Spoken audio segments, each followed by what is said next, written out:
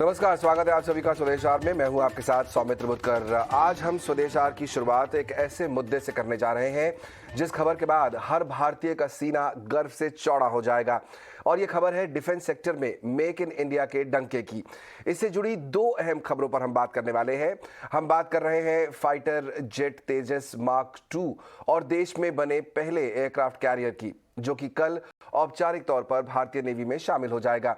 दरअसल स्वदेशी fighter jet तेजस mark 2 के एडवांस मॉडल बनाने को कैबिनेट कमेटी ऑन सिक्योरिटी की ओर से मंजूरी मिल गई है, जिसका मतलब साफ है कि अब हिंदुस्तान पर जो भी निगाहें उठाने की हिमाकत करेगा उसको मुंह तोड़ जवाब देने के लिए हमारी भारतीय वायुसेना और करारा प्रहार करेगी। आसमान में वायुसेना की बादशाहत के साथ साथ अब समंदर की सीमाएं भी और सुरक्षित हो जाएंगी। कल समंदर में विक्रमादित्य को एक नया साथी मिलने वाला है। दरअसल 17 साल के लंबे इंतजार के बाद एयरक्राफ्ट कैरियर INS विक्रांत को समंदर में उतारा जाएगा। तो आज इन्हीं बड़ी उपलब्धियों पर चर्चा के लिए हमारे साथ मौजूद हैं डिफेंस एक्सपर्ट रविंद्र सचदेव जी। लेकिन उनसे बातचीत करने से पहले वायुसेना प्रमुख एयर चीफ मार्शल विवेक राम को सुनते हैं, जिन्होंने तेजस 2 को कैबिनेट से हरी झंडी मिलने को एक अहम कदम बताया है।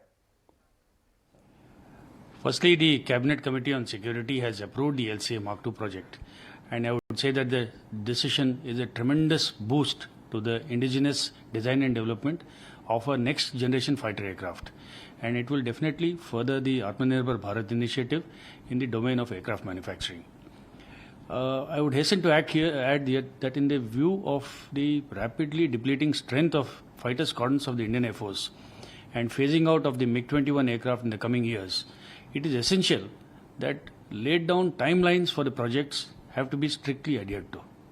Tejas Mark II will fill a critical capability void, and therefore it is very essential that all stakeholders should need to work in tandem to ensure timely induction of this aircraft into the Indian Air Force.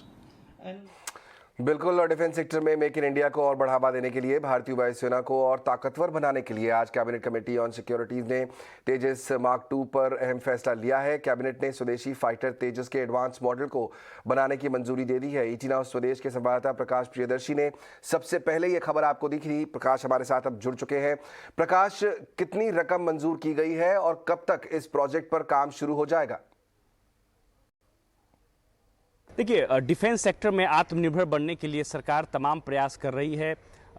तमाम ऐसे equipments हैं जिसकी manufacturing देश के अंदर ही हो, इस बात को लेकर कई तरह के कदम उठाए गए हैं। सरकार ने 3 इंडिजीनियस पॉजिटिव लिस्ट भी जारी किए हैं इक्विपमेंट्स और हथियारों से जुड़े हुए, जिसकी मैन्युफैक्चरिंग देश के अंदर ही होगी। उस दिशा में एक और बड़ा कदम आज सरकार ने उठाया है। दरअसल कैबिनेट कमेटी ऑन सिक्योरिटी ने इस बात को मंजूरी दी है कि देश के अंदर ही तेजस मार्क 2 फाइटर एयरक्राफ्ट की मैन्युफैक्चरिंग होगी। इसके लिए करीब 10,000 करोड़ रुपए को मंजूरी मिली है, क्योंकि मैन्युफैक्चरिंग पर इस रकम की ज़रूरत होगी। HAL तेजस मार्क 2 की मैन्युफैक्चरिंग करेगा और उम्मीद ये की जा रही है कि next generation fighter aircraft manufacturing के मामले में भारत जो है आत्मनिर्भर बन सकता है, और उस दिशा में ये काफ़ी अहम कदम है। दरअसल इसके जरिए मिराज 200, जगुआर और MiG-21 जैसे जो फाइटर एयरक्राफ्ट्स हैं उसको रिप्लेस करने की दिशा में तेजस मार्क 2 जो है एक अहम कदम साबित हो सकता है, अहम कड़ी साबित हो सकता है, क्योंकि नेक्स्ट जनरेशन फाइटर एयरक्राफ्ट की अगर आप बात करें देश के अंदर ही वो बनने, ये भारत के लिए काफ़ी बड़ा कदम होगा और ये आने वाले दिनों में काफ़ी अहम साबित हो सकता है। और जिस तरीके से MiG-21 एयरक्राफ्ट जो है वो काफ़ी दुर्घटनाग्रस्त भी हो रहे हैं, लिहाजा इस बात की बेहद ज़रूरत थी कि भारत इसको रिप्लेस करे और तेज़ी से रिप्लेस करे। और इंडियन एयरफोर्स की कैपेबिलिटी के हिसाब से अगर आप देखें तो ये काफ़ी अहम साबित होने जा रहा है, क्योंकि 2 फ्रंट से चुनौतियां हैं, चाइना की तरफ से और पाकिस्तान की तरफ से। ऐसे में इंडियन एयरफोर्स की कैपेबिलिटी आने वाले दिनों में बढ़ सकती है।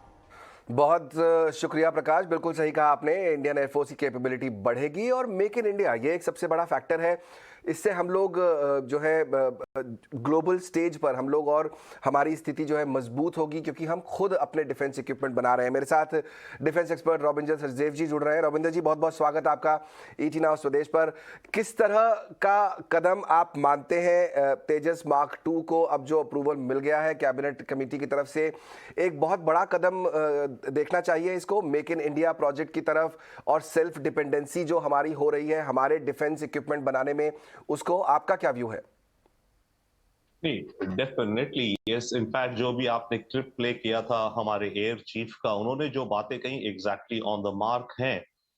सी दो चीजें हैं, तेजस को ही आप ले लीजिए। तेजस मार्क 1 जो है वो ऑलरेडी ऑपरेशन में है, उसमें हमारे पास अपॉर्चुनिटी है एक्सपोर्ट की, और मैं लिंक करता हूं अभी आपको मार्क 2 से। अब मार्क 2 की जो इन्वेस्टमेंट आई थिंक करीब टोटल 8,000 करोड़ है, 2,500 करोड़ शायद ऑलरेडी इन्वेस्ट हो चुका है इसके R&D और डेवलपमेंट में, 6,500 और अप्रूव हुआ है।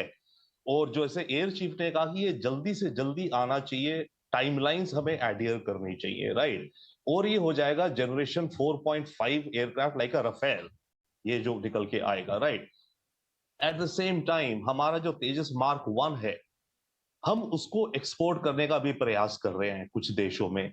और इसकी जो आत्मनिर्भरता की एक एंगल आप देखिए, हमने भी अर्जेंटीना ने इंटरेस्ट जताया हमारे तेजस मार्क 1 में, बट अर्जेंटीना कहता है क्योंकि उसकी ब्रिटेन से वॉर हुई थी, आपको याद है एक जमाने में, तो उसमें ब्रिटिश पार्ट नहीं होने चाहिए। अब हमारा जो तेजस मार्क 1 है, इसमें जो पायलट की इजेक्शन सीट है, बहुत इंपॉर्टेंट एक कंपोनेंट होता है, वो केवल एक ब्रिटिश सप्लायर से हम लेते हैं। ओके, रडार सिस्टम एक है कुछ इलेक्ट्रॉनिक का, वो भी ब्रिटिश सिस्टम इंस्टॉल्ड है इसमें। जो इंजन है एयरक्राफ्ट का, वो GE अमेरिकन है। ओके, अब मार्क 2 जो आ रहा है, उसमें एक अहम जो कंडीशन ले डाउन करी गई है कि उसमें जो इंजन होगा वो इंडियन इंजन होगा। ओके, तो इस तरह से अब जैसे मानिए अर्जेंटीना को एक्सपोर्ट के लिए हम तेजस 1 को हमने ऑफर किया, आई थिंक अर्जेंटीना को, कि हम चेंजेस करते हैं इसमें। तो अगर हम चेंजेस करें अपने मार्क 1 में ही, तो उसके चलते भी हमारी डोमेस्टिक या ऑल्टरनेट सप्लाई चेन्स इंप्रूव होती हैं। 1 सेकेंड, अब हम जब तेजस 2 को लेकर के आगे जा रहे हैं, तो दुनिया देख रही है कि ओके, इंडिया अब नाउ 4.5 जनरेशन मैन्युफैक्चर करने पे आ गया है, तो वर्ल्ड में हमारी कैपेबिलिटीज की इमेज और रियलिटी बढ़ती है। अदरवाइज आप देखिए, हम तेजस 1 को वर्ल्ड में जाते हैं, कौन सी एयरफोर्स यूज कर रही है? अभी कोई नहीं है फिलहाल, भारतीय एयरफोर्स ही यूज कर रही है, राइट। हमारा कंपटीशन इसमें है बाय द वे कोरिया से। बाकी तो एस्टैब्लिश प्लेयर्स हैं, वर्ल्ड मार्केट की मैं बात कर रहा हूं, right. All of them mostly establish players जो भी हैं, बोइंग, लॉकहीड्स हो गए, ग्रिपेन हो गए, साब हो गए, फ्रेंच जो भी हो गए, ये कोरियंस निकल के आ रहे हैं बड़ी तेजी से, और तेजस में हमारा इनसे कंपटीशन रहेगा। अभी कोरियंस ने करीब 50 एयरक्राफ्ट का डील साइन करा है विद पोलैंड, इमेजिन। ओके, तो हमारा तेजस 1 जो है इस समय जो मार्केट में compete कर रहा है, कोरियन से compete कर रहा है, क्योंकि इनकी कॉस्ट भी थोड़ी लोअर है कंपेयर टू वेस्ट। तो ये सारे फैक्टर्स रहेंगे। पॉइंट इसकी मार्क 2 की अनाउंसमेंट से इंडिया का इंटेंट, इंडिया की कैपेबिलिटीज दिखती हैं, और वो कन्वर्ट हो रही है on ground. And I think इसमें यह भी स्टिपुलेट किया गया है कि इसका जो डोमेस्टिक और इंडियन कंपोनेंट होगा मार्क 2 में टोटल का, I think 70% of the aircraft has to be Indian made. जबकि ये जो हमारा मार्क 1 है, आई थिंक इसमें करीब 60% है जो डोमेस्टिक कंपोनेंट्स है। तो धीरे धीरे हम अपनी डोमेस्टिक कंपोनेंट्स बढ़ाते जा रहे हैं, जो कि हमारी अपनी इंडस्ट्रियल कैपेसिटी बढ़ाएगा, राइट। हमारी अपनी रिसर्च R&D ऑर्गेनाइजेशंस एंड हमारी अपनी कंपनीज को, एंड आगे ऑफ कोर्स हम हमारी नेशनल सिक्योरिटी स्ट्रेंथन हो रही है। बिल्कुल रविंदर जी, यहाँ पर लेकिन जो बात एक और कही जा रही है वो ये कि ये जो मार्क 2 आएगा तेजस, ये कुछ हमारे एग्जिस्टिंग प्लेन्स को रिप्लेस करेगा शायद। तो वो मैं समझना चाहता था कि किस लिहाज में ये बेहतर होगा, जो हमारे करंट प्लेन्स हैं, जैगुआर है, मिग है, उनसे किस तरह से ये बेहतर होगा? हमें कैसे हमारा जो एयर स्पेस है ये और बेटर तरीके से सेफ होगा इस मार्क 2, तेजस मार्क 2 के आने के बाद? Very true, yes. देखिए, इनफैक्ट अभी हमारी ऑलरेडी एयरफोर्स में शॉर्टेज है। हमारी होनी चाहिए 42 स्क्वाड्रन्स, राइट, 18 एयरक्राफ्ट ईच की। हमारी इस समय है 32 या 30, और ये और भी कम हो जाएंगी आने वाले अगले कुछ 2 वर्षों में, आई थिंक, जब हम मिग 21 सारे निकाल देंगे। तो इसलिए हमें जो तेजस मार्क 1 है, इसे तो इमीडिएट जितनी जल्दी हो सके लाना है। और अपनी एयरफोर्स की स्ट्रेंथ बढ़ानी है। Now as far as Mark 2 is concerned, yes, ये जो रिप्लेस करेगा ये मिराज 2000 जैगुआर को रिप्लेस करेगा, पर आप ध्यान दीजिए जब इसको कहा जा रहा है कि it be A 4.5 generation aircraft, जबकि मेरे ख्याल से जैगुआर जो आज से 20 या 30 साल पहले डेवलप हुआ था और मिराज 2000 वो 4.5 जनरेशन एयरक्राफ्ट नहीं है, राइट? तो ये 4.5 जनरेशन होगा। 4.5 जनरेशन का मतलब मोटा मोटा मानिए इलेक्ट्रॉनिक्स बेटर है, स्टेल्थ है कि एनिमी का रडार आपको पकड़ नहीं पाएगा। तो let's say compare to Miraj 2000 या जैगुआर जो हमारे थे, उसकी जगह जब Mark 2 आएंगे तो Mark 2 को दुश्मन के रडार जल्दी नहीं पकड़ पाएंगे निस्बत की मिराज 2000 के वो कर सकते हैं, राइट? इस एयरक्राफ्ट में अपनी खुद की इलेक्ट्रॉनिक्स होगी जो दुश्मन की रडार्स या कम्युनिकेशन को जैमिंग कर दे, क्योंकि वॉर में एक ये बहुत इंपॉर्टेंट चीज है अपने को बचाना और दुश्मन को जैम करना, दूसरों के इलेक्ट्रॉनिक सिस्टम्स को, राइट? इसमें वो एनहांस्ड कैपेबिलिटीज होंगी। वजन शायद डेफिनेटली कुछ कम होगा, पेलोड ज्यादा कैरी कर पाएगा, बॉम्ब या जो भी आप कहिए वो ज्यादा कर पाएगा, ज्यादा डिस्टेंस जा पाएगा। तो इस तरह के एडवांटेजेस होंगे इन अ Mark 2 जो कि 4.5 generation compare to our Mirage 2000 या जैगुआर्स। एक और स्पेस में जहां कामकाज चल रहा है इस समय मेड इन इंडिया, वो है एमका का 5th जनरेशन जो आने वाला है 2025 तक, इसको भी उतारने की तैयारी है। वो उसकी क्या खासियत है और किस तरह से वो सपोर्ट करेगा हमारी एयरफोर्स को? देखिए बिल्कुल एब्सोल्युटली, देखिए एक कड़ी है, एक चेन है मानिए, राइट? जो Mark 1 था हमारा, अभी ये जो तेजस Mark 1 अभी जो है हमारे पास फिलहाल, राइट? देन Mark 2 जो आ रहा है जो कि 4.5 जनरेशन है, उसके बाद AMCA जो डेवलप हो रहा है और उस पे भी इनफैक्ट आने वाले कुछ महीनों में आई थिंक सरकार करीब 15,000 करोड़ अनाउंस करने जा रही है उस प्रोजेक्ट के लिए ऑल्सो, राइट? वो होगा एक 5th जनरेशन एयरक्राफ्ट। अब 5th जनरेशन एयरक्राफ्ट और भी ज्यादा सोफिस्टिकेटेड होते हैं हर लहजे से, इलेक्ट्रॉनिक से। इनफैक्ट उसके बाद तो फिर आई मीन इस समय तो दुनिया में 5th जनरेशन ही चल रहे हैं, F-35 वगैरह आप जो भी कहिए सबसे एडवांस जो है। उसके बाद नेक्स्ट जनरेशन है, वो तो बात की बात है, जो कि लेजर भी ले लें खुद में, व्हाटएवर, उसे अलग रखिए। तो जो AMCA है उसके आने से हम वर्ल्ड क्लास हो जाएंगे, हम वर्ल्ड इक्वल हो जाएंगे।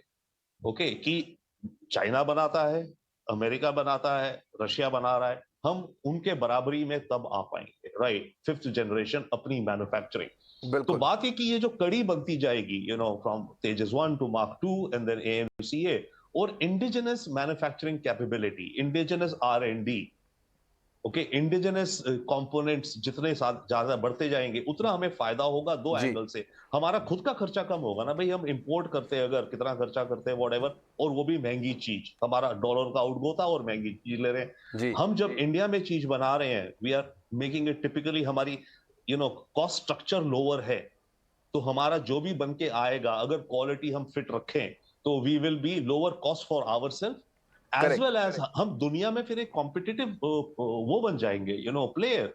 जैसे मैं भी कह रहा था, इस समय Korea is capturing orders. Korea इस समय अपने को पोजीशन कर रहा है कि एशिया का नंबर 1 वेपन सप्लायर बनेगा। बिल्कुल, तो भारतीय सेनाएं जो है वो इस समय इंडिजिनस बनने की कोशिश कर रही है और सरकार की कोशिश भी यही है मेड इन इंडिया को बढ़ावा देना, और इंपोर्ट कम होगा हमारा, जैसा आप कह भी रहे हैं, बहुत इंपॉर्टेंट बात है, और आने वाले समय में एक्सपोर्ट भी हम कर पाएंगे। रविंद्र जी हमारे साथ बने रहिए, एक और अहम रिपोर्ट हमारे दर्शकों को दिखाते हैं, फिर मैं आपसे इस पर भी एक सवाल पूछूंगा, क्योंकि कल का दिन भी काफी अहम है हमारे लिए। देश में बना पहला एयरक्राफ्ट कैरियर IAC विक्रांत कल औपचारिक तौर पर तैनात हो जाएगा। भारतीय नेवी को यह एयरक्राफ्ट कैरियर करीब 17 साल लंबे इंतजार के बाद मिलने जा रहा है। कल प्रधानमंत्री नरेंद्र मोदी की मौजूदगी में इस एयरक्राफ्ट कैरियर को कोचीन शिपयार्ड में भारतीय नेवी में शामिल किया जाएगा। आखिर क्या खास है इस स्वदेशी एयरक्राफ्ट कैरियर में, देखते हैं इस स्पेशल रिपोर्ट पे।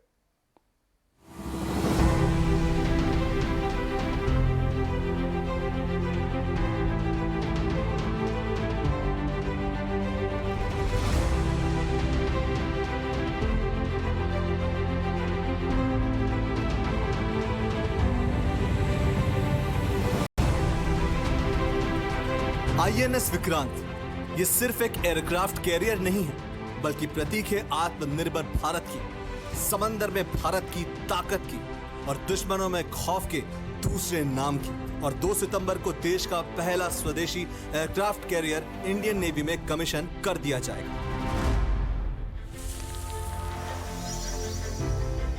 क्यों खास है आईएनएस विक्रांत?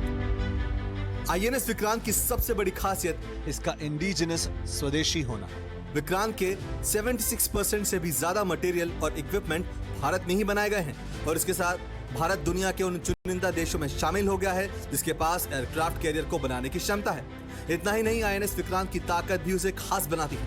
किसी भी एयरक्राफ्ट कैरियर का मुख्य काम फाइटर जेट्स और हेलीकॉप्टर को उड़ाने और लैंडिंग की सुविधा देना है और 23,000 करोड़ की लागत से बने आईएनएस विक्रांत पर एक साथ 30 से भी ज्यादा लड़ाकू विमानों को तैनात किया जा सकता है, जिसमें MiG-29 के कामोव 31 हेलीकॉप्टर और MH-60R मल्टी रोल हेलीकॉप्टर शामिल है। इसके अलावा Barak 8 surface to air missiles, BrahMos missile और ऑटो ब्रीडा कॉम्पैक्ट गन के अलावा कई अत्याधुनिक रडार सिस्टम्स लगाए गए हैं जो 400 किलोमीटर दूर से ही दुश्मन के किसी जहाज, पनडुब्बी या मिसाइल का पता लगा सकते हैं और उसे खत्म कर सकते हैं। इतना ही नहीं, 44,500 टन वजनी इस जहाज को बनाने में 4 एफिल टावर के बराबर लोहे का इस्तेमाल किया गया। वहीं इसमें ट्विन प्रोपेलर लगे हैं जो कि भारी भरकम जहाज को 28 नॉट्स यानी 52 किलोमीटर प्रति घंटे की रफ्तार से समुद्र में तैरा सकते हैं।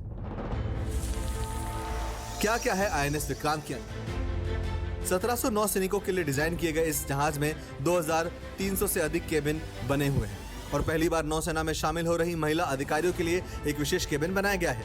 साथ ही 16 बेड का एक अत्याधुनिक हॉस्पिटल भी बनाया गया है जिसमें 2 ऑपरेशन थिएटर भी शामिल किए गए हैं। लंबे समय तक समुद्री मोर्चे पर तैनात रहने वाले नौसेना के लिए आईएनएस विक्रांत में अत्याधुनिक किचन बनाए गए हैं जिसे गैली कहा जाता है। इस खास किचन में रोटी बनाने की मशीन से लेकर बड़े बड़े बॉयलर्स हैं जो एक साथ सैकड़ों नौसैनिकों के लिए भोजन बना सकते हैं। आईएनएस विक्रांत के इंडियन नेवी में कमीशन होने के बाद अब इंडियन नेवी के पास 2 एयरक्राफ्ट कैरियर हो जाएंगे। इससे पहले नेवी के पास सिर्फ एक ही एयरक्राफ्ट कैरियर था, आईएनएस विक्रमादित्य, जिसे नवंबर 2013 में कमीशन किया गया था।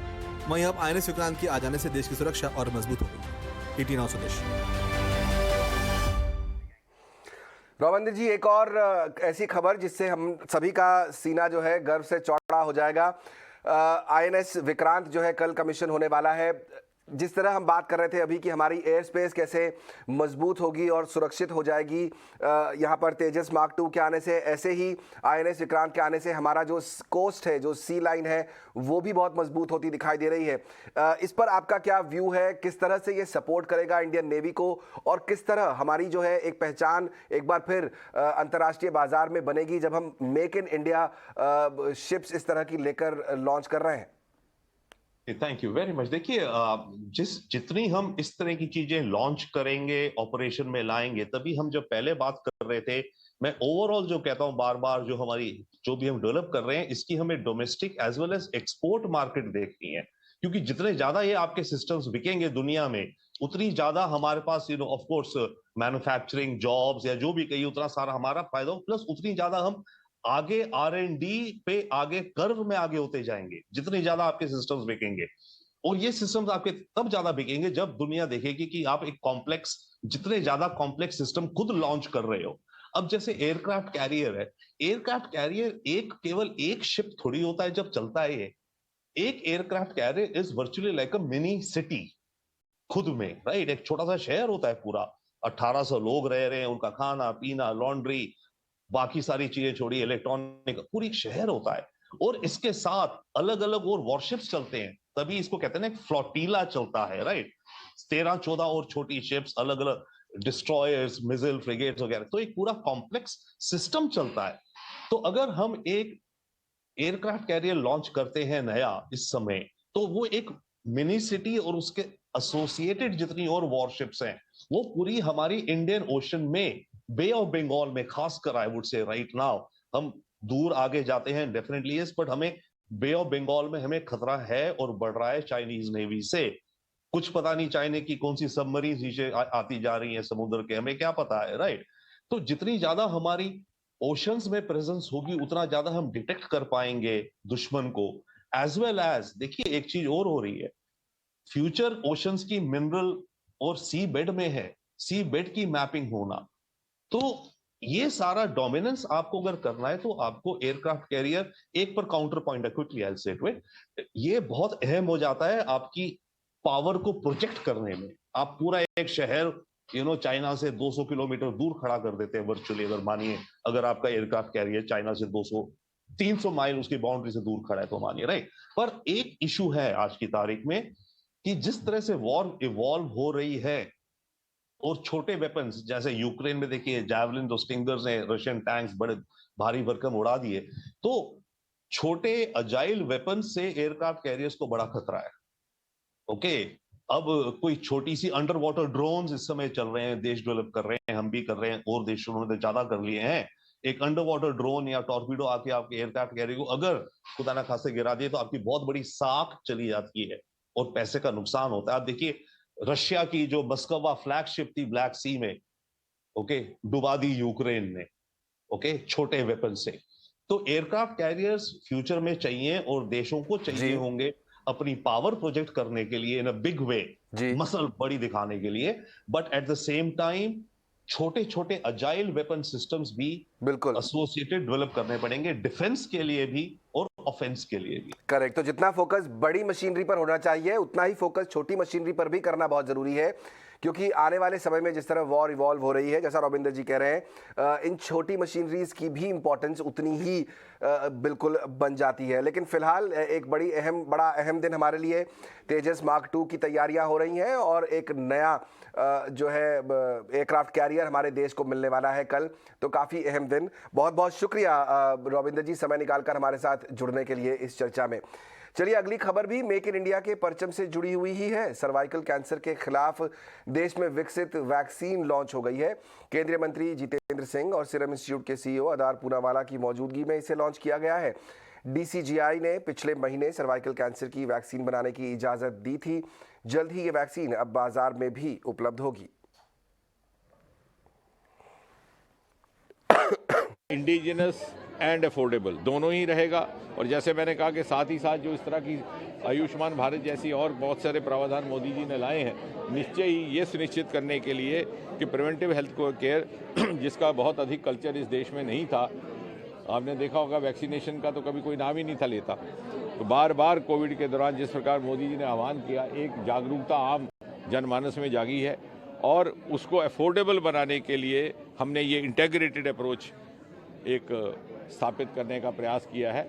और जब ये मैन्युफैक्चरिंग होगी तो आपको बताएंगे सीरम इंस्टीट्यूट वाले कि ये अफोर्डेबल लिमिट में रहेगा, हर आम आदमी की पहुंच में रहेगा। End of this year, it will be available through the Indian government program, and followed by early next year, we can make some doses available in the private market. But it's going to take about 12 months to scale up in terms of production. चलिए आगे बढ़ते हैं, बात करते हैं share बाजार की। Weekly expiry के दिन बाजार में आज हमने कमजोरी देखी। निफ्टी 216 अंक से ज्यादा गिरकर 17,542 पर जाकर बंद हुआ। सेंसेक्स में भी 770 अंकों से ज्यादा की गिरावट देखने को मिली। आईटी, मेटल, फार्मा, एफएमसीजी शेयरों में ज्यादा कमजोरी दिखी। आज दिन भर और बाजार में किस तरह की हलचल रही, बता रही है मेरी सहयोगी प्रियंका उप्पल आनंद। देखिए आज बाजार में आपको क्लियरली बहुत पहले एक तो सबसे पहले स्टार्टिंग से ही जब आपको गैप डाउन देखने को मिला तो बाजार लगभग 450 ऑड पॉइंट्स के आसपास एडजस्टेड एसएक्स निफ्टी आपको नीचे दिखा रहा था, लेकिन वो एक स्मार्ट रिकवरी में सब रिकवर हुआ, एब्जॉर्ब हुआ। लगभग इनिशियल 1-1.5 घंटे में ही आपने बैंक निफ्टी को देखा, वो लगभग 700-750 पॉइंट्स की एब्जॉर्प्शन हुई वहाँ जो नीचे की तरफ जो बाजार खुले थे। निफ्टी में भी लगभग 250 पॉइंट्स रिकवर हुए। रिकवरी मोड बहुत शार्प और फास्ट था मॉर्निंग फर्स्ट 1.5 आवर में, लेकिन उसके बाद वो रिकवर जो पॉइंट्स थे वो इरोड भी हुए, यानी जो गेन्स हुए थे वो इरोड भी हुए। दोनों तरह के मौके मिले, शॉर्ट साइड के ट्रेडर्स को भी और बुल ट्रेडर्स को भी, बुलिश ट्रेडर्स को भी। तो बियर्स एंड बुल के बीच में एक अच्छी खासी टसल आपको दिखाई दी, लेकिन सेक्टर्स जो निकल कर आ जाए जिन बाजार में जो क्लियरली लीड कर रहे थे रिकवरी को, banks, auto, to some extent cement और कई सारे रियल एस्टेट पैक, ये सारे कुछ सेक्टर्स थे जिनमें अच्छी तेजी देखने को मिली, जिनमें अच्छी परफॉर्मेंस थी। और जो वीकर सेक्टर थे आपको जो मोर लाइक आईटी हुआ, यहाँ पर मेटल हुआ, ये थोड़े से लगाड्स देखने को मिले। तो फ्रंट फुट पे आकर ये सारे सेक्टर्स से जिन्होंने बाजार को संभाला, रिकवरी मोड दी। निफ्टी के अगर आप पहले 5 काउंटर्स की बात करें जो गेनर्स थे, उसमें बजाज फिनसर्व, टाटा कंज्यूमर, एशियन पेंट्स, भारती एयरटेल, ग्रासिम जैसे स्टॉक्स थे। सो सीमेंट का प्ले आपको क्लियरली दिखाई दिया, ऑटो स्टॉक्स आपको क्लियरली दिखाई दिया, ऑटो सेल्स नंबर्स जो एक बड़ा ट्रिगर था। उसके अलावा आपको ब्रेंट क्रूड की सॉफ्टनेस के चलते पेन स्टॉक्स एक्शन में दिखाई दिए और इसी तरह की कुछ आपको विपरीत अगर उन स्टॉक्स में ब्रेंट की बढ़ने के चलते ऑयल प्रोड्यूसर, ऑयल रिफाइनर्स, वहां पर डेंट देखने को मिला। मेटल कमजोर था, आईटी कमजोर था और साथ ही किसी तरह से भी कुछ सिर्फ सिलेक्टिव एफएमसीजी चले, नहीं तो अदरवाइज एफएमसीजी और डिफेंसिव स्टॉक्स भी आज थोड़े से बैकफुट पे आपको दिखाई दे, जैसे कि फार्मा और एफएमसीजी। एफएनओ स्पेस में आज कैसी पोजीशनिंग थी? रियल एस्टेट स्पेस से आपको क्लियरली यहां पर गेनर्स देखने को मिले। जीएमआर इंफ्रा टॉप काउंटर था जो जिसने गेन किया। ऑटो नंबर्स पे कमर्शियल व्हीकल का ट्रिगर अशोक लेलैंड, वहां तेजी देखने को मिली। केमिकल एंड फर्टिलाइजर स्पेस में आपको एसआरएफ जैसे काउंटर्स में लगभग 5% की मूव देखने को मिली। यहाँ पर मैनेजमेंट की कमेंट्री आई थी, कॉन कॉल में उन्होंने कैपेक्स की बात की, जिसके बाद से स्टॉक में अप मूव है। कुछ स्टॉक्स आपके इंडियन होटल जहां एमएसआई के फ्लोज भी बढ़े हैं, वो एक ट्रिगर दिखा। Capital good space like Cummins cements, यहाँ पर आपको मूवमेंट दिखी। बजाज फिनसर्व स्ट्रॉन्ग आज रहा और साथ ही गुजरात गैस जैसे काउंटर्स देखने को मिले, जिनमें की ओवरसोल्ड जोन से निकलकर रिकवरी मोड पे ये स्टॉक्स प्ले आउट होते हुए क्लियरली दिखाई दिए। सो मैक्सिमम शॉर्ट कवरिंग आपको बैंकिंग स्टॉक्स में देखने को मिली, मैक्सिमम एडवांसेस आपको ऑटो स्पेस से देखने को मिले और मैक्सिमम डिक्लाइंस आपको टेक्नोलॉजी स्पेस से देखने को मिले। जी और सोनी मर्जर को लेकर सीसीआई की टिप्पणी के बाद जी एंटरटेनमेंट के शेयर में करीब 5% की गिरावट देखने को मिली है। सीसीआई ने क्या कहा है और एनालिस्ट इस पर क्या कह रहे हैं, ये जानते हैं मेरी सहयोगी अशेषा से। जी एंटरटेनमेंट के स्टॉक में आज बिकवाली देखने को मिल रही है और इसका कारण ये है कि जी और सोनी का जो मर्जर अनाउंस किया गया था दोनों ही कंपनियों से कुछ महीनों पहले, उसमें शायद थोड़ी सी दिक्कत आ सकती है। सीसीआई यानी कंपटीशन कमीशन ऑफ इंडिया ने स्क्रूटनी कमेंट्स की है इस पर्टिकुलर मर्जर में। उन्होंने कहा कि कंबाइंड एंटिटी जो रहेगी जी और सोनी को मिलाकर, उनको अनपैरेलल्ड बार्गेनिंग पावर मिल सकता है। इस बार्गेनिंग पावर के कारण प्राइजेस में एक इंक्रीज देखने को मिलेगा और प्रॉफिटेबिलिटी भी दोनों ही कंपनी की जंप हो सकती है। इनफैक्ट उन्होंने ऐसा भी कहा कि कंबाइंड व्यूअरशिप दोनों ही कंपनियों को मिला के जो 4 जॉनर में दोनों ही कंपनियां काम करती है, उसमें अराउंड 40% की व्यूअरशिप देखने को मिलेगी और उसी के चलते उन्होंने अभी के लिए ये स्क्रूटिनी कमेंट्स की है। जी एंटरटेनमेंट ने भी अपना बयान दिया है इसी मैटर पर। उन्होंने कहा कि जी एंटरटेनमेंट अभी नेसेसरी स्टेप्स ले रहा है टू एंश्योर कि ये मर्जर प्रोसेस जल्दी कंप्लीट हो जाए। याद रखें, कई एनालिस्ट की भी रिपोर्ट आई है इसी मर्जर प्रोसेस पर, जहां उन्होंने कहा कि इस मर्जर के कारण स्टॉक पर नियर टर्म ओवरहैंग हो सकता है और इसी सीसीआई स्क्रूटिनी के कारण डीले भी हो सकता है इस प्रोसेस में। मर्जर अप्रूवल में थोड़ा सा डीले देखने को मिल सकता है। ओवरऑल मार्केट शेयर एनालिस्ट के हिसाब से 26% है। हालांकि सीसीआई का मानना है कि जो 4 जॉनर में दोनों ही कंपनियां काम करती है, उसमें कंबाइंड मार्केट शेयर 40% के आसपास हो सकता है। Slide changes competition commission of India शायद अनाउंस कर सकती है इस पर्टिकुलर मर्जर को अप्रूवल देने के पहले, लेकिन इसी अप्रूवल और इसी स्क्रूटिनी के कारण आज स्टॉक प्रेशर में है। आने वाले समय में हो सकता है कि आपको व्हाट्सएप, सिग्नल, गूगल मीट जैसे इंटरनेट कॉलिंग और मैसेजिंग ऐप के लिए पैसे देने पड़े, क्योंकि सरकार कुछ इसी तरह की तैयारियों में जुटी है। दरअसल टेलीकॉम डिपार्टमेंट ने टीआरएआई से इंटरनेट कॉलिंग और मैसेजिंग ऐप को रेगुलेट करने की राय मांगी है। दरअसल टेलीकॉम ऑपरेटर्स सरकार से इंडस्ट्री में समान सेवा, समान नियम की मांग कर रहे हैं। उनका कहना है कि इंटरनेट कॉलिंग और मैसेजिंग ऐप को भी टेलीकॉम कंपनियों के बराबर लाइसेंस फीस का भुगतान करना चाहिए। इससे पहले साल 2008 में भी रेगुलेट करने की टीआरएआई ने सिफारिश की थी और साल 2016 और 17 में भी टेलीकॉम ऑपरेटर्स ने समान सेवा नियम के सिद्धांत को लागू करने का मुद्दा उठाया था।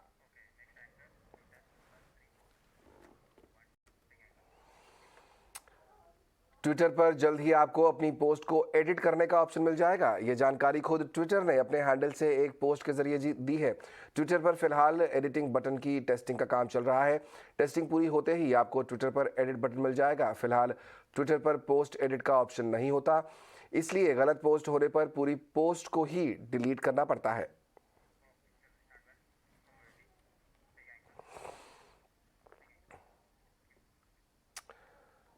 बात करते हैं कमोडिटी मार्केट में, जहां पर आज चौतरफा बिकवाली देखने को मिल रही है। सोने, चांदी, क्रूड और मेटल में गिरावट बढ़ती जा रही है। क्या है इस गिरावट की वजह, और पूरे अपडेट के साथ मेरे सहयोगी विश्व मोहन जुड़ रहे हैं मेरे साथ। विश्व मोहन, बताइए क्या है इस गिरावट के पीछे वजह? देखिए, बाजार को सबसे बड़ी चिंता है कि जैक्सन होल में जिस तरह के कमेंट्री आए थे फेड चेयरमैन के, उसके बाद से लग रहा है कि ग्लोबल ग्रोथ को लेकर दिक्कतें बढ़ सकती है अगर ब्याज दरें लगातार बढ़ती गई। और यही वजह है कि लगातार कमोडिटी मार्केट में, खास करके नॉन एग्री मार्केट में ज़बरदस्त गिरावट दिख रही है। बेस मेटल्स देखिए कितना टूट गया है। जिंक आज 5% से ज़्यादा टूट चुका है। कॉपर 2.5 से 3% की गिरावट है। एल्युमिनियम में 2.5 से 3% की गिरावट है। हफ्ते भर में 7 से 8% तक दाम टूट चुके हैं। गोल्ड और सिल्वर में भी ज़बरदस्त गिरावट है, क्योंकि ब्याज दरें अगर ज़्यादा महंगी होंगी तो लोग फिक्स इंस्ट्रूमेंट में पैसे लगाते हैं, क्योंकि बॉन्ड यील्ड ज़्यादा बढ़ जाते हैं और बॉन्ड यील्ड जब बढ़ते हैं तो लोग नॉन इंटरेस्ट पेइंग इंस्ट्रूमेंट से बाहर निकलते हैं। तो गोल्ड में क्योंकि कोई ब्याज मिलता नहीं है तो लोग यील्ड बॉन्ड में पैसा लगाते हैं। इस वजह से यहाँ पर गोल्ड सिल्वर पर दबाव ज़्यादा है। सिल्वर देखिए 52,000 के नीचे भी आ चुकी है। गोल्ड 50,000 के करीब आ चुका है। क्रूड की बात करें तो क्रूड चीन की चिंता से टूट रहा है, क्योंकि चीन के जिस तरह के आंकड़े आए हैं उससे लग रहा है कि वहाँ पर ग्रोथ को लेकर काफ़ी दिक्कतें हैं और वहाँ से मांग भी क्रूड की कम हो रही है। ब्रेंट क्रूड देखिए 3 दिनों में 11% से ज़्यादा टूट चुका है। $94 के नीचे ब्रेंट क्रूड का भाव आ चुका है। और अब ऐसा हो गया है रूस यूक्रेन युद्ध के बाद से पहली बार कि सरप्लस की स्थिति दिख रही है क्रूड के मार्केट में। तो तमाम ऐसे फैक्टर्स हैं जो पूरे ही कमोडिटी मार्केट, खास करके नॉन एग्री सेगमेंट में ज़बरदस्त दबाव बना रहे हैं। सरकार ने क्रूड और पेट्रोलियम प्रोडक्ट्स के विंडफॉल में बढ़ोतरी की है। इस पर ज्यादा डिटेल के साथ जुड़ रहे हैं मेरे सहयोगी प्रकाश प्रियदर्शी। देखिए, फोर्टनाइटली रिव्यू में सरकार ने विंडफॉल गेन टैक्स में बढ़ोतरी करने का फैसला किया है। सरकार की तरफ से जो अधिसूचना जारी की गई है उसके हिसाब से डोमेस्टिकली प्रोड्यूस्ड क्रूड पर जो विंडफॉल गेन टैक्स है उसको 13,000 रुपये प्रति टन से बढ़ाकर 13,300 रुपये प्रति टन करने का फैसला किया गया है। जहां तक डीजल एक्सपोर्ट का सवाल है, इस पर जो एडिशनल ड्यूटीज़ हैं उसको 7 रुपये प्रति लीटर से बढ़ाकर 12 रुपये प्रति लीटर करने का फैसला किया गया है। साथ ही साथ जो एडिशनल एक्साइज है डीजल के ऊपर, इसको 1 रुपये से बढ़ाकर 1.5 रुपये कर दिया गया है। तो नेट इफेक्ट अगर आप देखें डीजल के ऊपर तो 13.5 रुपये प्रति लीटर की एडिशनल ड्यूटी लगी है अगर इसकी एक्सपोर्ट की जाती है। इसके पीछे की जो दलील दी जा रही है वो ये कि सरकार के लिए इस वक्त डीजल की कीमतें ज़्यादा चिंता का विषय नहीं है, ज़्यादा चिंता का विषय है इसकी पर्याप्त उपलब्धता, क्योंकि दुनिया भर में डीजल की डिमांड में काफ़ी तेज़ी देखने को मिली है। लिहाजा सरकार ये चाहती है कि डीजल एक्सपोर्ट को हतोत्साहित किया जाए और उसी को ध्यान में रखते हुए एहतियातन कदम उठाए गए हैं। पेट्रोलियम मंत्रालय का यह अनुमान है कि अक्टूबर-नवंबर के दौरान डीजल की डिमांड में और तेज़ी देखने को मिल सकती है। लिहाजा घरेलू बाजार में डीजल की पर्याप्त उपलब्धता बनी रहे, उसको ध्यान में रखते हुए सरकार ने यह फैसला किया है। जहां तक एटीएफ एक्सपोर्ट पर एडिशनल ड्यूटीज़ का सवाल है, इसमें इसको 2 रुपये प्रति लीटर से बढ़ाकर 9 रुपये प्रति लीटर कर दिया गया है। और इसके पीछे की जो दलील दी जा रही है ये कि कोविड के दौरान जो हवाई किराए पर कैप की स्थिति थी उसको अब हटा लिया गया है। साथ ही साथ फेस्टिव सीजन भी नज़दीक है। लिहाजा डोमेस्टिक एयरलाइंस को एटीएफ की उपलब्धता पर्याप्त मात्रा में बनी रहे और साथ ही साथ हवाई किराए पर भी नियंत्रण लगाने में भी मदद मिलेगी अगर पर्याप्त एटीएफ की स्थिति रहेगी। उसको ध्यान में रखते हुए एटीएफ पर जो एडिशनल ड्यूटीज़ है उसको बढ़ाने का फैसला किया गया है। जहां तक पेट्रोल का सवाल है, इस पर एडिशनल ड्यूटीज़ में कोई बदलाव नहीं है, ये अभी भी नील कैटेगरी में है। और आज 1 तारीख है यार, आज ऑटो कंपनियों ने अपने मासिक बिक्री आंकड़े पेश किए हैं। अगस्त महीने के बिक्री आंकड़े किस तरह के रहे हैं बताने के लिए मेरे साथ जुड़ रही है मेरी सहयोगी सृष्टि शर्मा। इस बार जो ऑटो बिक्री के नंबर आते हुए दिखे हैं कहीं ना कहीं मिले जुले कहेंगे, क्योंकि सेगमेंट वाइज भी कुछ कंपनीज ने की तरफ से निराशा हाथ लगी है और कुछ कंपनीज ने आउट परफॉर्म ज़रूर किया है। सबसे पहले पैसेंजर व्हीकल बिक्री के अगर देखें तो वहाँ पे M&M ऑटोमोटिव डिवीजन ने बेहतरीन तरीके से आउट परफॉर्म किया है। 4% की महीने दर महीने वहाँ पे हमें ग्रोथ देखने को मिली है। पर वहीं टाटा मोटर्स ऑटोमोटिव डिवीजन और साथ ही मारुति सुजुकी के नंबर्स ने थोड़ा सा निराश ज़रूर किया है। कमर्शियल व्हीकल सेगमेंट में भी ऐसा ही प्रदर्शन देखने को मिला है। यहाँ पे आउट परफॉर्मेंस अशोक लेलैंड की तरफ से हमने देखा है। 14,000 से ज़्यादा जो है कंपनी ने यूनिट बेची है। लगातार तीसरा महीना है जहाँ पे उनके एलसीवी सेगमेंट की जो बिक्री है वो बढ़ती हुई नजर आई है। पर वहीं अगर देखें तो टाटा मोटर्स कमर्शियल व्हीकल और आयशर मोटर्स VECV, ये दोनों ही कंपनीज ने काफ़ी निराश किया है। 6 से 16%, 8 से 16% की गिरावट हमें महीने दर महीने दोनों ही कंपनीज में दिखी है। इसके अलावा 2 व्हीलर सेगमेंट में बजाज ऑटो, TVS मोटर्स के जो नंबर्स आए हैं वहाँ पे क्लियरली देखने को मिला है कि एक्सपोर्ट्स के जो नंबर हैं वहाँ पे कहीं ना कहीं पेन है, और ये दोनों ही कंपनीज ने बताया भी है। पर डोमेस्टिक बिक्री जो है सहारा करती हुई नजर आई है। तो महीने दर महीने आप एक जंप ज़रूर देखेंगे। टीवीएस मोटर के केस में कंपनी का प्रदर्शन ठीक ठाक रहा है, 6% की वहाँ पे उन्होंने महीने दर महीने ग्रोथ दर्ज की है। बजाज ऑटो की तरफ से ये 13% पे आंकड़ा देखा है हमने। और आखिरी में अगर हम देखें ट्रैक्टर डिवीजन में, तो यहाँ पे एक अनुमान से बेहतर नतीजे आए हैं। ज़्यादा बेहतर हम एस्कॉट्स के नतीजों को कहेंगे, पर आने वाले समय में दोनों ही कंपनीज का कहना है कि काफ़ी अच्छी तरीके से फार्मर्स का सेंटिमेंट होल्ड कर रहा है पूरे रूरल इकोनॉमी में। और आगे चल के जो फेस्टिव सीजन आने वाला है वहाँ पे वो उम्मीद कर रहे हैं कि मांग जो है बढ़ती हुई नजर आनी चाहिए। केंद्र सरकार ने हिमाचल प्रदेश, गुजरात और आंध्र प्रदेश में 3 बल्क ड्रग पार्क बनाने की मंजूरी दे दी है। केंद्र इन ड्रग पार्क के लिए 1000 करोड़ रुपए तक की सहायता देगा। तीनों राज्यों को इसके लिए अगले 90 दिनों में प्रोजेक्ट रिपोर्ट दाखिल करनी होगी। इस खबर पर ज्यादा जानकारी के लिए चलते हैं मेरे सहयोगी प्रकाश प्रियदर्शी के पास। देखिए, बल्क ड्रग मैन्युफैक्चरिंग के मामले में देश आत्मनिर्भर बने, इसको लेकर सरकार ने 2020 से ही प्रयास शुरू कर दिए थे। अभी बल्क ड्रग मैन्युफैक्चरिंग के मामले में ज़्यादा ग्रोथ देश के अंदर नहीं है। कई ऐसे बल्क ड्रग हैं जिसके लिए इंपोर्ट पर पूरी तरीके से निर्भरता है, और ज़्यादा चिंता की बात यह है कि चाइना के ऊपर ज़्यादा निर्भरता है। लिहाजा सरकार ने 2020 में एक स्कीम की घोषणा की थी जिसके लिए 3000 करोड़ रुपए आवंटित किए थे। देश भर में बड़े बल्क ड्रग पार्क जो है वो स्थापित करने की योजना बनाई गई थी। करीब 13 राज्यों ने इसके लिए आवेदन किया था। उनमें से 3 राज्यों का चुनाव हुआ है, जो कि हिमाचल प्रदेश, गुजरात और आंध्र प्रदेश हैं, जहां पे बल्क ड्रग पार्क जो हैं वो बनेंगे। इसके लिए सरकार ने इन प्रिंसिपल अप्रूवल दे दिया है। 90 दिन के अंदर इन राज्यों को डिटेल प्रोजेक्ट रिपोर्ट जो है वो तैयार करने हैं। इसमें इस बात को भी ध्यान रखा गया है कि आंध्र प्रदेश और गुजरात को उनका जो टोटल प्रोजेक्ट कॉस्ट है उसका 70% जो है सरकार की तरफ से फाइनेंशियल असिस्टेंस दिया जाएगा। हालांकि हिमाचल प्रदेश को 90% असिस्टेंस मिलेगा उनके कुल प्रोजेक्ट कॉस्ट का, क्योंकि वो पहाड़ी इलाका है और वहाँ पर ज़्यादा खर्चे हैं। हालांकि किसी भी सूरत में ये जो कॉस्ट है एक पार्क के लिए जो फाइनेंशियल असिस्टेंस सरकार देगी वो 1000 करोड़ रुपए से ज़्यादा नहीं हो सकता है। इसके ज़रिए सरकार की कोशिश ये है कि आने वाले दिनों में बल्क ड्रग मैन्युफैक्चरिंग को बढ़ाया जाए, देश जो है इसके लिए आत्मनिर्भर बने और चीन के ऊपर जो निर्भरता है उसको कम किया जाए। भारत का एविएशन सेक्टर दुनिया का सबसे तेजी से बढ़ता एविएशन मार्केट है और बोइंग इंडिया इसे एक बड़े अवसर के तौर पर देख रही है। ईटी नाउ स्वदेश के संवाददाता समीर दीक्षित के साथ एक्सक्लूसिव बातचीत में बोइंग इंडिया के प्रेसिडेंट सरिल गुप्ते ने कहा है कि अगले 20 साल तक भारत की एविएशन इंडस्ट्री 7% सालाना की दर से आगे बढ़ेगी। Indian aviation sector is going to be the fastest growing aviation market in the world. We just forecast almost 7% growth over a 20-year period on average. And coming out of the pandemic, it has recovered faster than expectations. And we think it's going to continue a sustained rate of growth, over a longer period of time, driven by the burgeoning middle class growth here, driven by passengers choosing aviation over other forms of transport like rail or driving as they increase in wealth, and we really think that's going to be a huge opportunity for all of us in aviation in India. Okay. Boeing being a dominant player in the aircraft manufacturing space, since you said it's going to be a 7% growth, what sort of demand in terms of aircraft could be there, and how Boeing would like to play a significant role in this, in widening your space? Yes.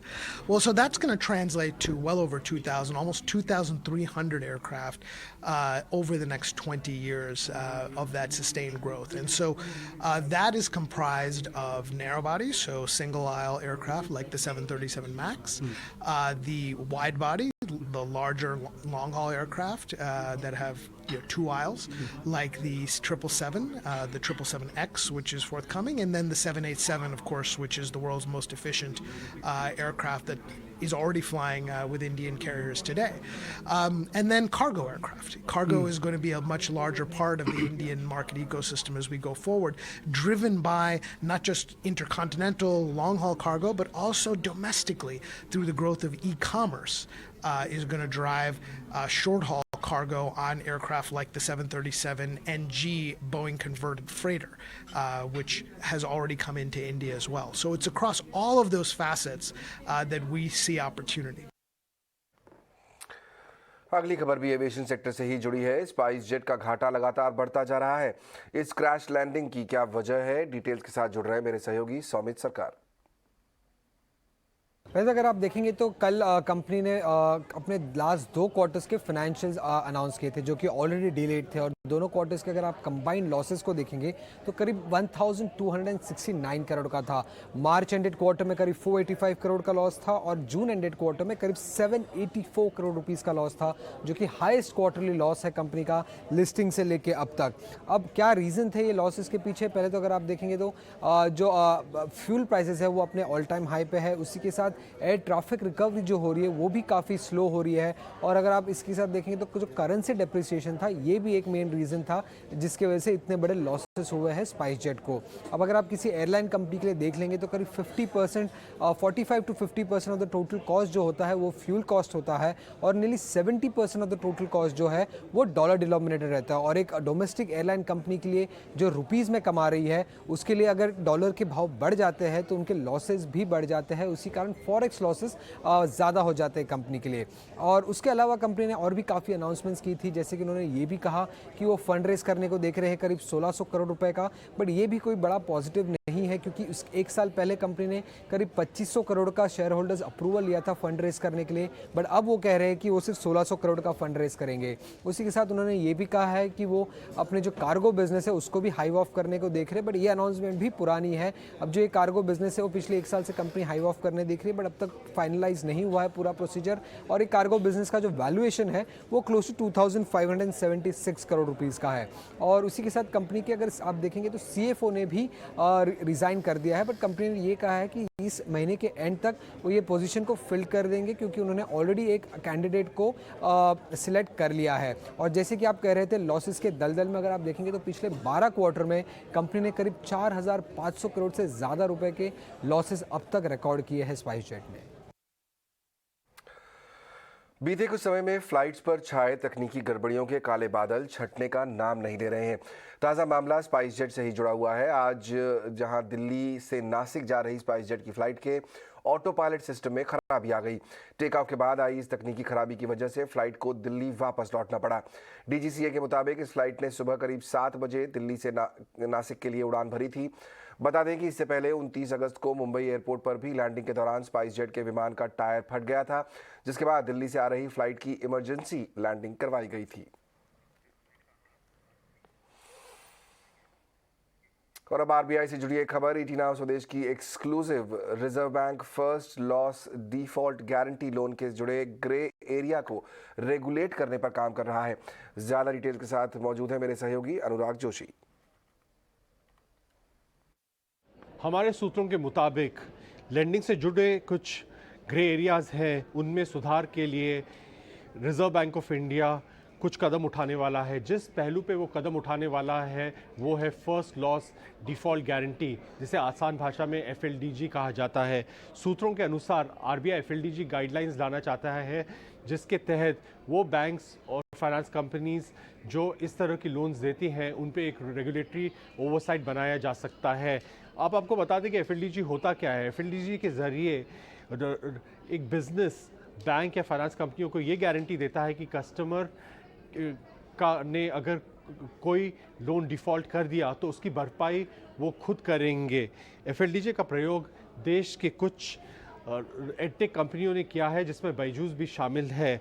सूत्रों के मुताबिक RBI इस unregulated प्रथा से comfortable नहीं है और इसलिए ये गाइडलाइंस लाना चाहता है।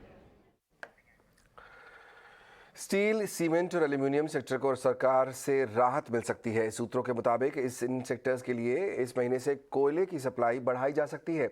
इस खबर पर और डिटेल्स के साथ जुड़ रहे हैं मेरे सहयोगी प्रकाश प्रियदर्शी। देखिए, नॉन पावर सेक्टर्स के लिए अच्छी खबर है। सूत्रों के हवाले से जो जानकारी हमें मिल रही है उसके हिसाब से सरकार नॉन पावर सेक्टर्स जिसमें सीमेंट, एल्युमिनियम, स्टील, आयरन जैसे सेक्टर्स शामिल हैं, उन्हें कोल सप्लाई में बढ़ोतरी करने पर विचार कर रही है। सूत्र हमें बता रहे हैं कि सितंबर महीने के अंत से या अक्टूबर की शुरुआत से नॉन पावर सेक्टर्स को कोल सप्लाई में बढ़ोतरी की जा सकती है। सूत्रों की माने तो रोजाना आधार पर नॉन पावर सेक्टर्स को कोल सप्लाई बढ़ाकर 3 लाख टन जो है वो किया जा सकता है। कोयला मंत्रालय अभी थर्मल पावर प्लांट्स के पास कोयले का जो स्टॉक है उसकी समीक्षा कर रहा है और मंत्रालय का ये मानना है कि सितंबर महीने से स्टॉक लेवल में और बढ़ोतरी देखने को मिल सकती है, जो कि इस वक्त करीब 28 मिलियन टन है। मंत्रालय का ये भी मानना है कि मानसून के जाने से और साथ ही साथ प्रोडक्शन में तेज़ी आने से, इवैक्यूएशन में तेज़ी आने से सितंबर महीने के मध्य से कोल स्टॉक लेवल में और बढ़ोतरी देखने को मिलेगी और जो अभी फ्लक्चुएशन है जिसमें कि कभी स्टॉक लेवल में बढ़ोतरी हो जा रही है, कभी कमी आ जा रही है, उसमें अस्थायित्व देखने को मिलेगा और लगातार इसमें बढ़ोतरी देखने को मिलेगी और उसके बाद नॉन पावर सेक्टर्स को सप्लाई में बढ़ोतरी किया जा सकता है। सूत्र में भी बता रहे हैं कि जल्द ही कोल इंडिया और उसकी सब्सिडरी को इस बात के निर्देश दिए जाएंगे कि वो नॉन पावर सेक्टर्स के लिए फ्यूल सप्लाई एग्रीमेंट के हिसाब से ई ऑक्शन करे। साथ ही साथ ऊर्जा मंत्रालय और कोयला मंत्रालय मिलकर इस बात का भी असेसमेंट कर रहे हैं कि सितंबर महीने में बिजली की डिमांड कैसी रह सकती है। इसमें कुछ बढ़ोतरी होगी इस बात का अनुमान है, लेकिन उसके बावजूद भी कोल स्टॉक लेवल में इतनी बढ़ोतरी हो जाएगी कि फिर नॉन पावर सेक्टर्स को सप्लाई में कोई दिक्कतें नहीं आएगी। तो जाहिर तौर पे अगले महीने से नॉन पावर सेक्टर्स को बड़ी राहत मिल सकती है।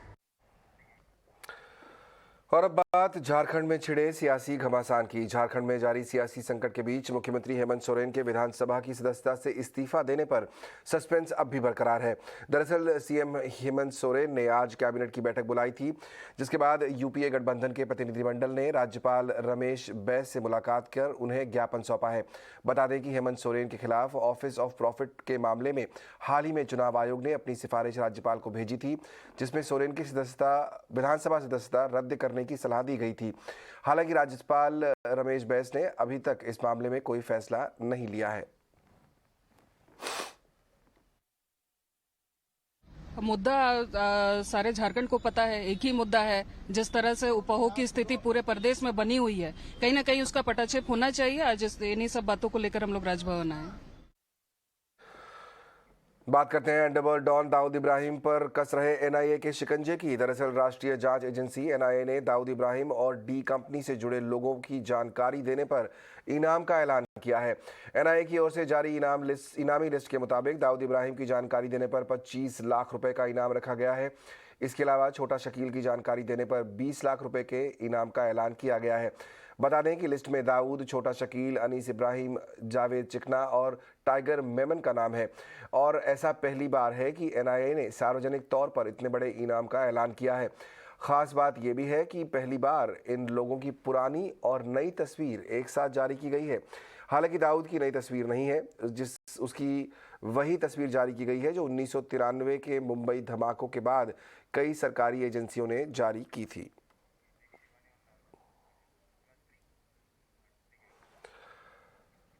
और अब बात गणपति उत्सव के सेलिब्रेशन की। बप्पा का शानदार वेलकम हो चुका है। मुंबई के कई पंडालों में लोगों का हुजूम उमड़ रहा है, लेकिन इन पंडालों में सबसे स्पेशल है लाल बाग के राजा का पंडाल, जो भक्तों की मनोकामना पूरी करने के लिए और अपने सबसे ज्यादा चढ़ावे के लिए भी फेमस है।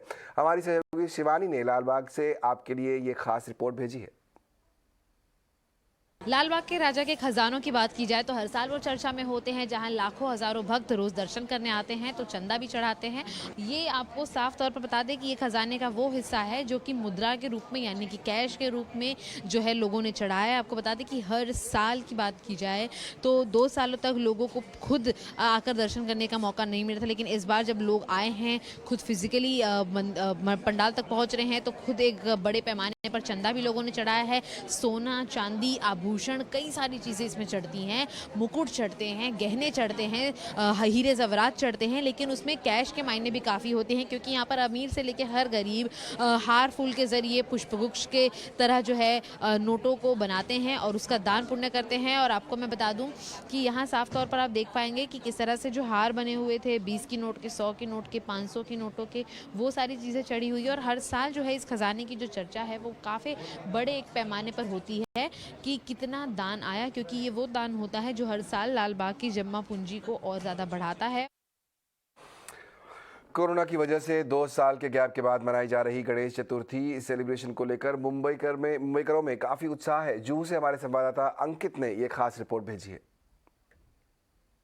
गणेश चतुर्थी ये त्योहार मुंबई में हर साल उत्साह से मनाया जाता है, लेकिन पिछले 2 साल में इस त्योहार को पैंडेमिक की वजह से रोक लग गई थी। लेकिन 2 साल बाद अगर आप देखते हो तो हर गली में ये त्योहार मनाया जा रहा है काफी उत्साह के साथ। मैं यहाँ पे फिलहाल जुहू के इलाके में खड़ा हूँ, जहाँ पे आप देख सकते हो ये गणेश जी की मूर्ति कितनी आकर्षित है। जैसे कि आप इसका डेकोरेशन भी देख सकते हो, जहाँ पे सारे हर जगह डेकोरेशन में उन्होंने फूलों से सजाया हुआ है। उसी के साथ साथ 2 गणेश जी की मूर्तियां बिठाई है, एक सबसे बड़ी और एक सबसे छोटी। सबसे बड़ी मूर्ति को अगर आप देखोगे तो कितनी आकर्षित है, उनको उस मूर्ति को किस तरह से सजाया गया है। डायमंड्स हर जगह लगाए हुए हैं, गणपति के बड़े बड़े जो कान है उन पे और गणपति जी की जो सुंड है उन पे उन्होंने लगाया है। तो ये जो त्योहार है आज हम हर जगह हर गली में आपको हर पंडाल में बड़े बड़े ऐसे मूर्ति देखने को मिलेंगे, जहाँ पे लोग 2 साल बाद काफ़ी उत्साह से ये त्यौहार मना रहे हैं। क्योंकि 2 साल तक